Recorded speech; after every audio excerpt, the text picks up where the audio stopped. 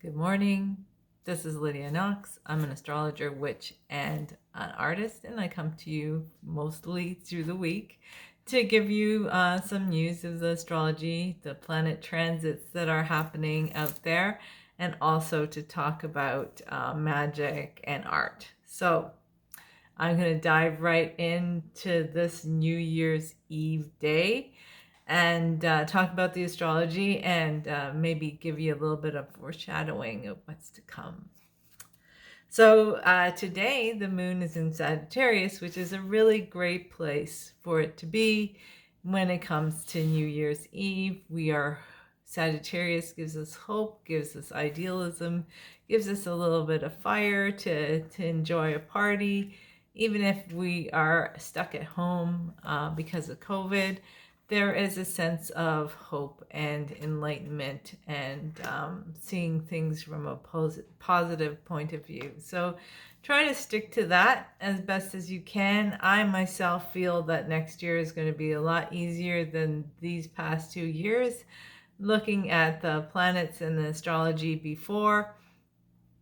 So I think that COVID might even become a thing of the past. I don't know. You can have me eat my words later, but this is my intuition that I'm getting. And this is from what I've been looking at planetary wise. So it's something to keep in mind as you're moving forward. So the moon is in Sagittarius, as I said. Hey Shay, how you doing? And it sextiles with Saturn in Aquarius. So this is a very fiery air kind of day. Saturn in Aquarius allows us to draw down practical and good boundaries, but also inspires us to be independent and look outside the box and try and be innovative and to try and develop a structure that's different when the old structures haven't worked before. So we're kind of offered the opportunity to maybe even connect with different people than we did before and to revamp our way of doing things in a positive kind of way.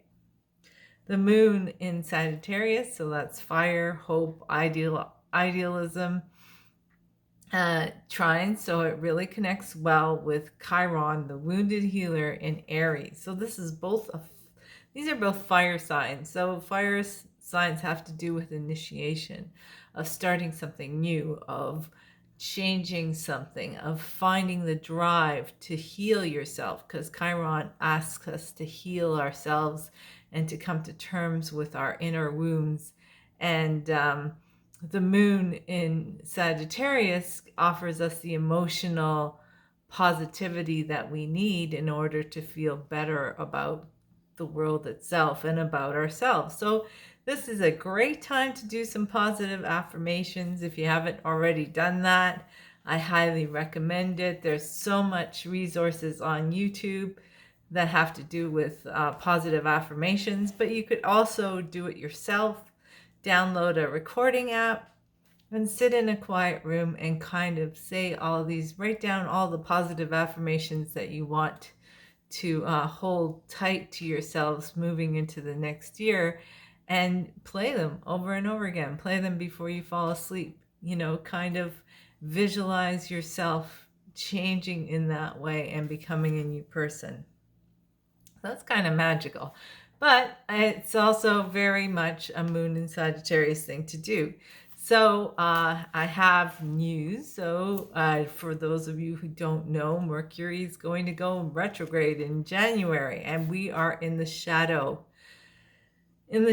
part of a Mercury retrograde before it actually goes retrograde, which means that things kind of get a little bit messy in terms of communication, in terms of travel, in terms of misunderstanding, and our plans and goals and stuff like that we make. Chances are, if we're not serious about them, during the Mercury retrograde next month is when they're going to go down the toilet. So do understand that. Understand your own patterns. So if you want to make a change, because Capricorn is all about structure and hard work and determination to make it up that hill, even though half of your body is a sea creature and the other half is a goat, then you have to kind of come to terms with thinking that way too. So if something goes wrong, if you blow your diet, or if you don't work out one day, or if you get distracted and you just start thinking negative things, have some things to fall back on if that happens, to put you back on track. So so for instance, forgive yourself, take things at one day at a time, allow for error, right? All those things. Do not be so hard on yourself. Just try to create some kind of level of determination that'll help push you forward. It's also a good time to get your affairs into order. So if you've got taxes to hand in, this is a good time to look back at all your expenses and wrap it up so you can send it out to the tax man. So the moon is waning right now, and the magic I had to do is very much a kind of New Year's magic. So what I want you to do is I want you to write down all those things, all those qualities in you that you do not like, or all the people that you've been struggling with that you really shouldn't be connected to at all, and you want to get rid of them from your life, or at least get rid of the feelings that you have for that person that kind of tag you back in there, right? Because sometimes you can continue a friendship or a relationship with somebody who's toxic as long as you don't have the feelings that sucker you into that toxic pattern. If you can hold on to your boundaries and or walk away, either one. The thing you want to get rid of is the thing that you can control, or maybe even can't control, is the feelings you have for that person.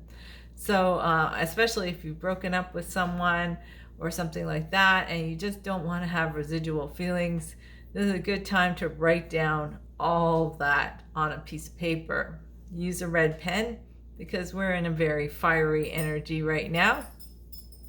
Write down all those things that you want to get rid of, or all the things that you do, or the habits that you do that you're not really happy with, that you really like to change, whether it's the negative voice, or write down the things that your negative voice tells you, and put all of that on a big piece of paper, or several pieces of paper, whatever it takes, and then fold it into 3, and try to make it biodegradable paper so that you're not littering the environment, but take it to a crossroads, and if you can, bury it in the center of the crossroad. And if you can't, because the ground is frozen, or you happen to be living in the city, just place it there in a place where it'll just dissolve or go away. So so paper that is highly non-pollutive in any shape or form would be the way to go. The other thing that you can do is you can also burn it. I've talked about that. Just be careful that you don't burn yourself in the process. But burying it is the best thing to do. Sometimes you can put some seeds in there, right? So that way, when you bury it, some flowers will grow, right, eventually, or put a bulb in there, like a tulip bulb, because today is Friday, so it's the day of Venus and the day of Freya. So it's all about love, or the potential of love to grow in your life.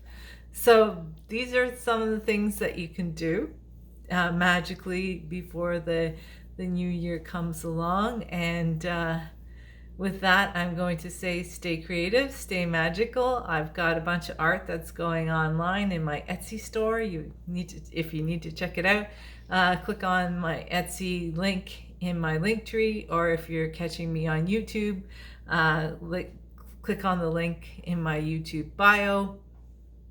Otherwise, if you're catching me on YouTube, please hit the bell, subscribe, share. All this cool astrology is coming out to you for free. And feel free to ask me questions. You can email me at lydiaknoxart@gmail.com. I'd be more than happy to answer your questions, or if you want to book in a reading for next year, this is a good time to do it, because I've already really kind of studied the planets, and I actually went on a podcast with Rachel Wilkins, who's a great art coach, and I am going to be talking about the planetary transits for next year. So that's really exciting. Can't wait for that to be live. When it is, I'll let you guys know. So, all right, take care and Happy New Year's. Yay!